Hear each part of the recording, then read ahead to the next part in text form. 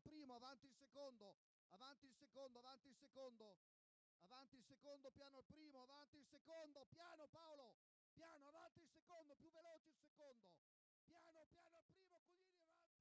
Pronti? 1, 2, 3. Buono questa volta il segnale, si avvantaggia Vassallo nei confronti di numero 4 Zardei Febi, squalificato. Simon Barboi che passa a condurre dopo 200 metri, ma all'esterno c'è già Voltergi Font. Intanto Simon Barboi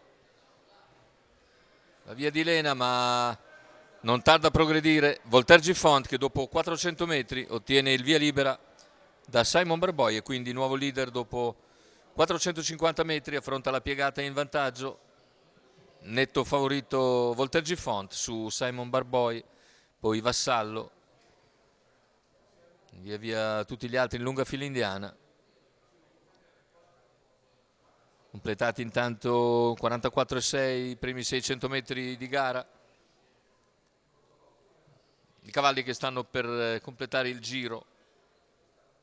Un minuto per Voltergi Font, che guida con 2 lunghezze di margine su Simon Barboi, poi Vassallo, ancora Ultras Griff, Vacanza Jet. Più indietro è Vaumar, intanto il chilometro nell'ordine dell'1,15 e 7 decimi per il leader, che continua a guidare liberamente. Nessuno muove all'esterno ovviamente. Voltergi Font a un giro dalla conclusione si mantiene nettamente avanti a tutti e le posizioni alle sue spalle non cambiano, con Simon Barboi a precedere Vassallo, quindi Ultras Griff,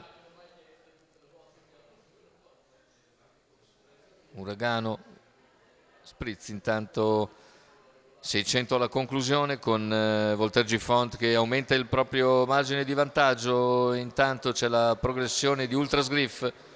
Ultras Griff in poche battute sopravanza tutti gli altri e va in caccia di Voltergi Font, che ha ancora una ventina di metri abbondanti di margine. Sulla curva conclusiva si mantiene nettamente avanti Voltergi Font. Ultras Griff comunque in seconda posizione, altrettanto netto, 3, Vassallo, retta d'arrivo con Voltergi Font che va a concludere tranquillamente la propria prestazione e vince con 3 lunghezze abbondanti di margine su Ultras Griff. Al terzo posto chiude bene Vacanza Jet, precedendo Vaumar. 1,15 e 3 con 29,6 per i 2 ultimi quarti. La vittoria netta ma in discussione per Voltergi Font, che in questa categoria ovviamente, partendo addirittura allo start, era un evidente e nettissimo favorito. Federico Esposito in sediolo, training di Eric Bondo, scuderia della signora Caterina Ballini.